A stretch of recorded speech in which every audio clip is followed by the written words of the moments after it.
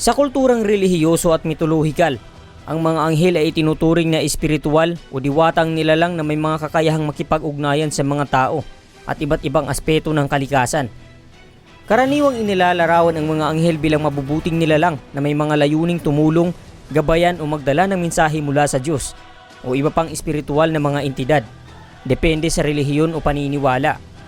Ang mga anghel ay may iba't ibang papel, ranggo o katangian sa Kristyanismo. Halimbawa, ang mga anghel ay itinuturing na mga nilalang ng Diyos na naglilingkod sa Kanya at sa tao.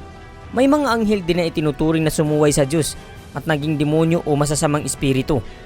Ang konsepto ng mga anghel ay matatagpuan din sa iba't ibang kultura at paniniwala sa buong mundo, bago pa man nagsimula ang Abrahamic religion o ang tatlong nangungunang relihiyon sa mundo na tinatawag ding People of the Book, ang mga samahan o relihiyon na nakabase sa mga canonical book o mga banal na kasulatan bilang basihan ng kanilang pananampalataya.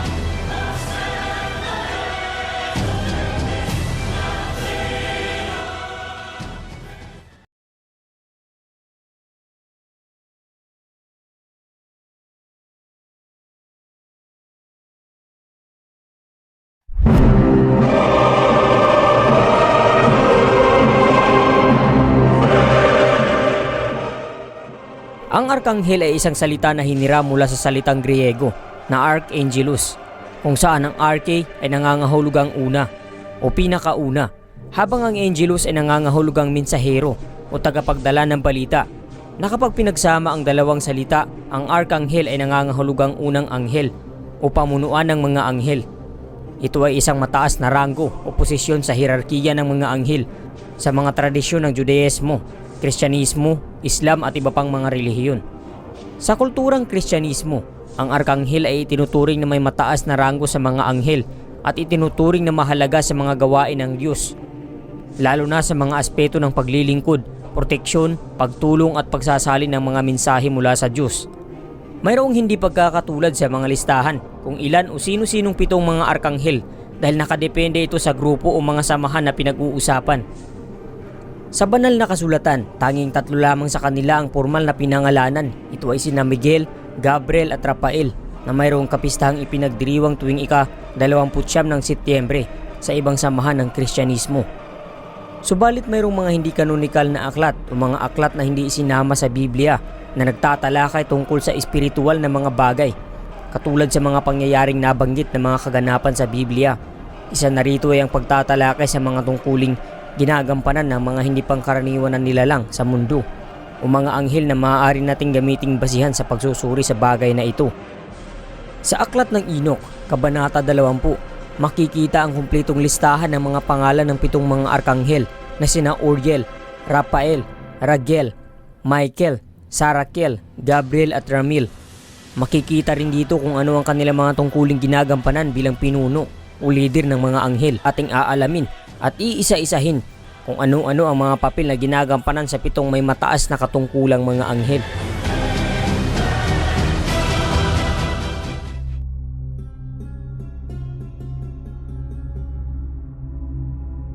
Ang pangalang Michael ay may Hebreyong pinagmulan. Ang Michael ay binubuo ng dalawang salitang Mika na nangangahulugang katulad ng at El na nangangahulugang Diyos. Kaya ang Michael ay maaaring isalin bilang katulad ng Diyos o kalakip ng Diyos. Si Arkanghel Michael ay isang mahalagang figura ng mga Abrahamic na relihiyon katulad ng Judaismo, Kristyanismo at Islam. Siya ay itinuturing na isang mataas na arkanghel na may malaking kapangyarihan at tungkulin sa pagtatanggol laban sa kasamaan at pagsusulong ng kabutihan. Sa tradisyon ng Kristyanismo, si Michael ay kilala bilang prinsipe ng mga anghel, ang tagapagtanggol ng simbahan laban sa kasamaan. Ayon sa salaysay ng banal na kasulatan, partikular sa Aklat ng Apokalipsis, Kabanata 12, ika-7 berso, sa bagong tipan ng Biblia, sinasabing si Arkanghel Miguel ang namuno sa mga anghel sa digmaan laban kay Satanas at sa kanyang mga kasabing anghel na sumuway sa Panginoon. Si Michael din ang kilala bilang tagapamagitan sa pagliligtas ng mga kaluluwa sa huling araw o paghuhukom.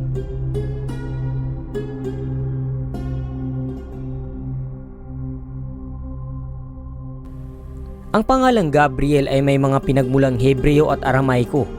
Sa wikang Hebreo, ang pangalang Gabriel ay binubuo ng dalawang salitang Gabar na nangangahulugang malakas o makapangyarihan at El na nangangahulugang Diyos.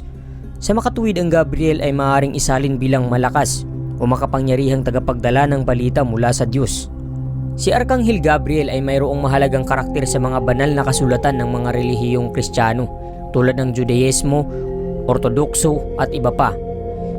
Dahil bantog ito bilang mensahero ng Diyos at tagapaghatid ng mahalagang mga mensahe o anunsyo sa mga tao. Sa banal na kasulatan, nabanggit si Arkanghel Gabriel sa mga pangyayaring tulad ng pag-anunsyo sa mahal na Birheng Maria tungkol sa kanyang pagiging ina ni Jesus. Tinawag siyang Arkanghel sa aklat ng Lucas at dito ipinakilala ang pag-anunsyo ng kapanganakan ni Jesus kay Maria na mababasa sa aklat ng Lucas, unang kabanata, ika-26 hanggang 38 berso, na sinasabi na sa ika-6 na buwan, ang anghel na si Gabriel ay sinugo ng Diyos sa Nazareth, isang lungsod sa Galilee. Bukod sa pag-anunsyo kay Maria, sinasabing si San Gabriel ay may mahalagang papel sa iba't ibang bahagi ng kasaysayan ng kaligtasan at sa iba't ibang mensahe ng Diyos para sa kanyang lingkod na mga propeta.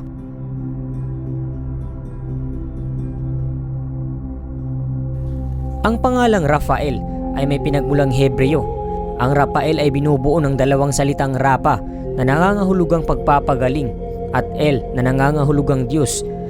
Kaya ang Rafael ay maaring isalin bilang Diyos ng pagpapagaling.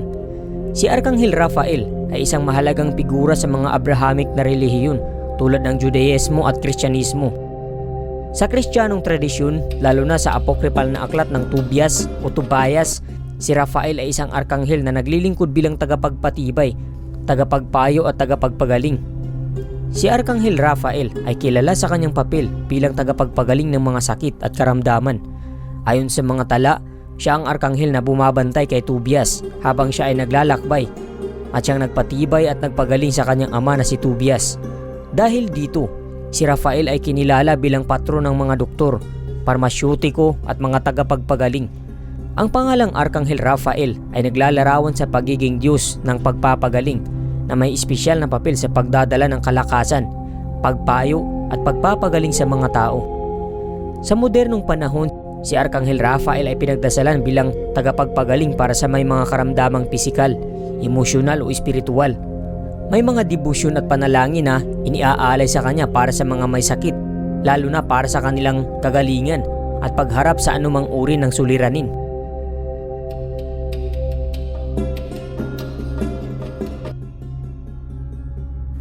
Ang pangalang Uriel ay nagmula sa salitang Hebreo. Ang Uriel ay mula sa dalawang salitang Uri na nangangahulugang liwanag o ilaw at El naman na nangangahulugang Diyos. Kaya ang Uriel ay maaaring isalin bilang liwanag ng Diyos o ilaw ng Diyos. Si Arkanghel Uriel ay isang figura sa mga Abrahamic na relihiyon tulad ng Judaismo at mga esoterikong tradisyon. Gayunpaman, hindi siya madalas na binabanggit o kilala sa mga canonical na teksto ng Biblia kumpara sa ibang mga arkanghel na sina Miguel, Gabriel at Rafael. Gayunpaman, kilala siya sa iba't ibang larangan ng Kristyanismo at espiritualidad. Sa ilang apocryphal o di-canonical na teksto, si Uriel ay itinuturing na arkanghel ng kaalaman, ilaw, pagkakaroon at paglilinaw. Siya ay kilala bilang tagapagpahayag ng lihim ng Diyos, may papel sa pagbukas ng mata ng tao upang maunawaan ang kaalaman at katotohanan. Bagamat hindi kinilala o binibigyan ng kahalagahan sa Kristyanismo, may mga individual at mga grupo na may debosyon kay San Uriel at naniniwala sa kanyang pagtulong at mga gabay sa kanilang buhay espiritual.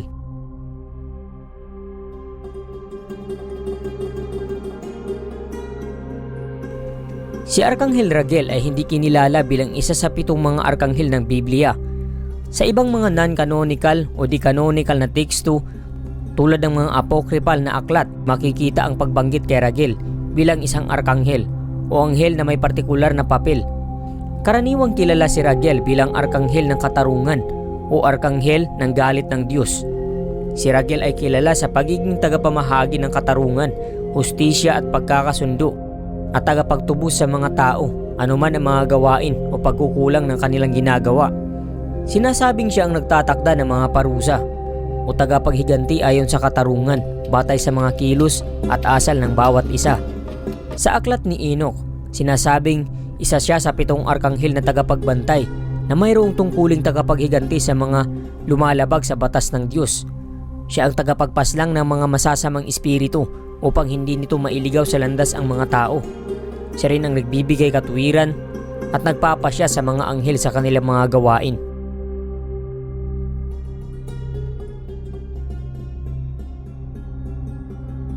Katulad ni Raquel, si Saraquel ay isa sa mga arkanghel na hindi kinilala sa Biblia ngunit binanggit sa apocryphal na aklat ng Book of Enoch na itinuturing isang di-canonical na teksto sa relihiyong Judaismo, Kristyanismo at Islam. Sa Book of Enoch, si Saraquel ay tinutukoy bilang isang arkanghel na may makabuluhang papel sa kalangitan na nangunguna sa mga anghel sa pagtitipon. Siya ang tagapagpatawad, tagapagtanggol laban sa mga lumalabag sa utos ng Diyos. Tumutulong si Sariel sa mga tao laban sa masasamang puwersa at mga mata ng kasamaan. Bilang anghel ng parusa, si Sariel ay nagtuturo ng tamang aral at disiplina, ngunit hindi lang ito ang kanyang kayang gawin. Katulad ni Raphael, siya rin ay kilala bilang anghel ng pagpapagaling. Tumatawag sa kanya ang mga tao sa mga oras ng kawalan ng pag-asa at pangangailangan ng kaginhawaan. Si Sariel ay nariyan upang magbigay ng lakas at pag-asa sa oras ng pagsubok. Mahalaga ang papel ni Sariel sa mga kalakaran sa espiritual. Bilang isang arkanghel, ipinagtatanggol niya ang kagustuhan ng Diyos at nagbibigay ng kaligtasan sa tao mula sa panganib. Siya ang ilaw at proteksyon laban sa dilim ng kasamaan. Sa kabuuan, si Arkanghel Sariel ay isang lihim na kakampi, tagapagtanggol, tagapagligtas para sa mga taong nangangailangan ng gabay at pagmamahal.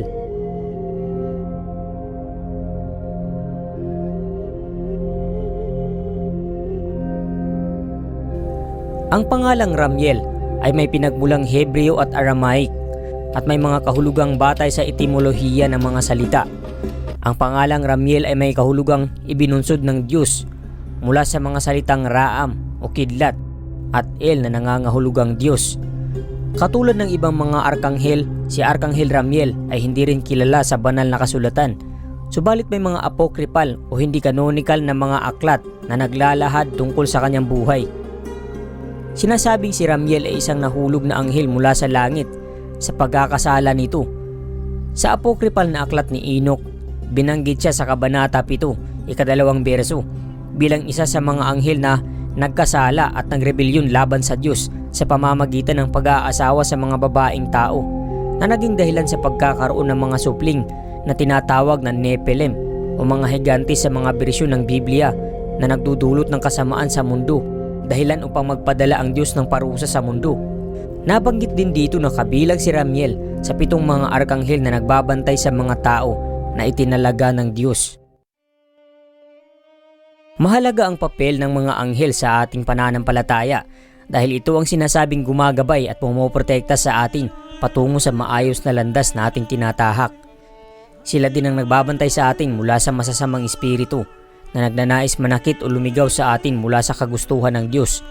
Sa banal na kasulatan, inilalarawan kung papaano mawawasak ang mundo mula sa prinsipe ng mga anghel na magpapadala ng matinding sakuna na siyang magiging dahilan ng pagkawasak ng mundo.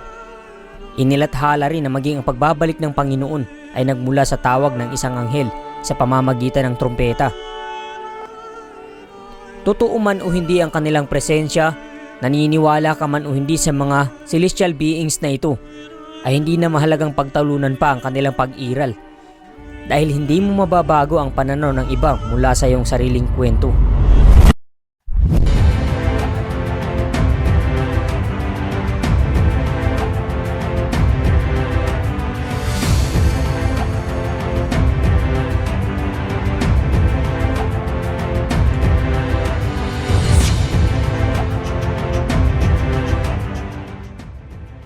Kung nagustuhan mo ang video na ito, ay huwag mo namang kalimutang mag-iwan ng like at subscribe at i-share mo na rin upang mas marami pa ang makakapanood. Tandaan na laging lamang ang taong puno ng karunungan. Hanggang sa muli at maraming salamat sa pagsubaybay.